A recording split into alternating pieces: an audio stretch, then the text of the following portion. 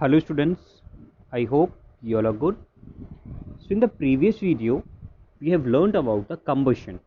Okay, so let me repeat what is combustion. A chemical process in which substance reacts with oxygen to give off heat.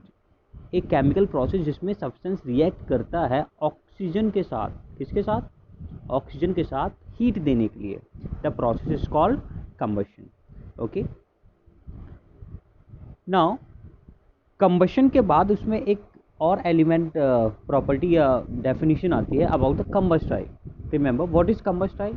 जिस चीज़ का combustion होता है, जैसे कि magnesium वाले example में, और कार्बन को जब हम बर्न करते हैं ऑक्सीजन के साथ तो हम लोगों को CO2 मिलता है और हीट मिलती है. Okay, in that carbon is combustible. ठीक है, जैसे मैग्नीशियम को मैं ऑक्सीजन के साथ रिएक्ट करवाऊंगा तो we will get magnesium oxide plus heat and plus light. Okay, तो जो मैग्नीशियम है वो हमारा क्या हो जाएगा? कंबस्टाइल हो जाएगा. ठीक है, रिमेंबर कंबस्टाइल को हम लोग कभी कभी फ्यूल भी बोल देते हैं. Okay, so now here is an activity in which it is shown that in combustion oxygen is the must. remember अगर ऑक्सीजन नहीं है कहीं पर तो वहाँ पर कंबशन होना भी पॉसिबल नहीं है. Okay, so for combustion oxygen is a very compulsory element. Okay, आपने दोनों एग्जाम्पल में देखा, जैसे कार्बन को अगर हम ऑक्सीजन के साथ रिएक्ट करवाते हैं तो हम लोग को CO2 और हीट मिलती है. रिमेंबर ये भी कौन सी प्रोसेस थी? It is the process of combustion. जब मैग्नीशियम को ऑक्सीजन के साथ रिएक्ट करवाते हैं then again we get magnesium oxide plus heat. ये भी किसका प्रोसेस है? कंबशन का प्रोसेस है. देखो दोनों रिएक्शन में, एक में कार्बन था एक में मैग्नीशियम था, लेकिन क्या दोनों में ऑक्सीजन कॉमन है? यस, दोनों में ऑक्सीजन कैसी थी? कॉमन. ओके, इसीलिए कंबशन के लिए ऑक्सीजन का होना बहुत कंपलसरी है. Okay, so now let us study about the importance of the oxygen in combustion through an activity. Remember, we will take a candle here. This is an activity. We will take a burning candle in the glass which is open from above. अगर वो ऊपर से open है then वहाँ पर oxygen आएगी and combustion is going on. ठीक है, हम लोगों ने क्या किया, जब यहाँ पर ये ओपन लिड थी तो हम लोगों ने इसको जलाया तो अच्छे से जल रही थी, और जब जलते हुए लिड के ऊपर हम लोग ऊपर से कवर कर देंगे इसको. देखिए, इसको जब कैंडल को कवर कर देंगे, जलती हुई कैंडल को, तो वहाँ पर जो है आग नहीं लगेगी या वहाँ पर कंबशन नहीं होगा. रीज़न क्या है? Because there is no oxygen. It means the presence of oxygen is really very necessary for combustion. Without oxygen there won't be any combustion.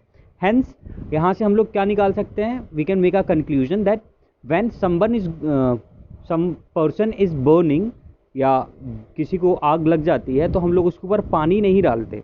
ठीक है, we cover it the person with an blanket. Why we cover the person with an blanket? Because blanket stops the supply of the oxygen, and when oxygen is not there, there is no combustion.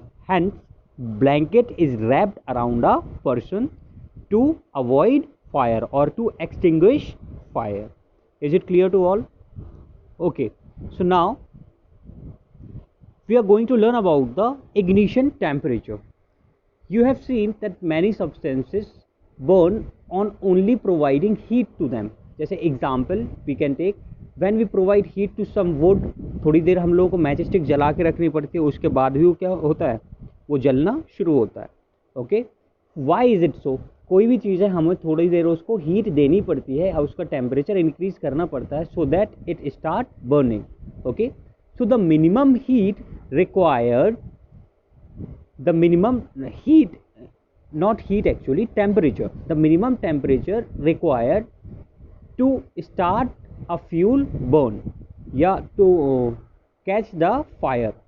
Fuel को आग लगाने के लिए एक minimum temperature required होता है, और उसी टेम्परेचर को हम लोग क्या बोलते हैं? Ignition temperature. So what is ignition temperature? The lowest temperature at which a substance catches fire. यानी जो कम से कम टेम्परेचर पे जिस सब्सटेंस को हम लोग आग लगा सकें. ठीक है, तो that temperature is called ignition temperature. Is it clear to all? Now You have seen many a times that fire is being extinguished from water. Why is it so?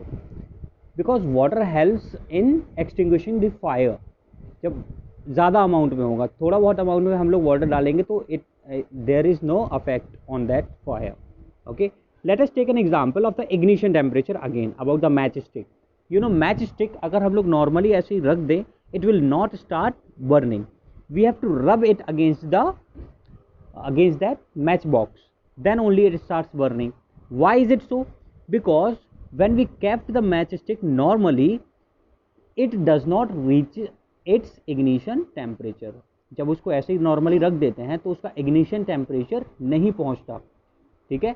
लेकिन जब उसे हम रब करते हैं मैच बॉक्स के against तो क्या होता है, it reaches its maximum ignition temperature and starts burning. You know, अगर हम लोग किसी चीज़ को रगड़ते हैं फ्रिक्शन की वजह से वहाँ पर हीट जनरेट होती है. हैंस जब हम लोगों ने मैच स्टिक को बॉक्स के साथ रब किया या फ्रिक्शन लगाया तो वहाँ पर हीट जनरेट हुई और उस हीट जनरेशन की वजह से टेम्परेचर इंक्रीज हुआ. उस टेम्परेचर इंक्रीज की वजह से मैच स्टिक को क्या मिला, अपना इग्निशन टेम्परेचर मिल गया. इग्निशन टेम्परेचर क्या होता है, lowest temperature at which a substance catches fire. तो जब उसे इग्निशन टेम्परेचर मिलेगा it will start burning. Okay, so today we have learned about the ignition temperature and about the combustion completely. Okay, so in the next class we are going to learn about how do we control a fire. Thank you.